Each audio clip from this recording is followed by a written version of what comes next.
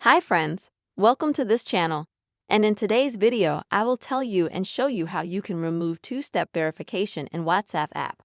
Friends, please put your likes, write your comments, and also be sure to subscribe to our channel. So, let's go ahead and get started with this topic.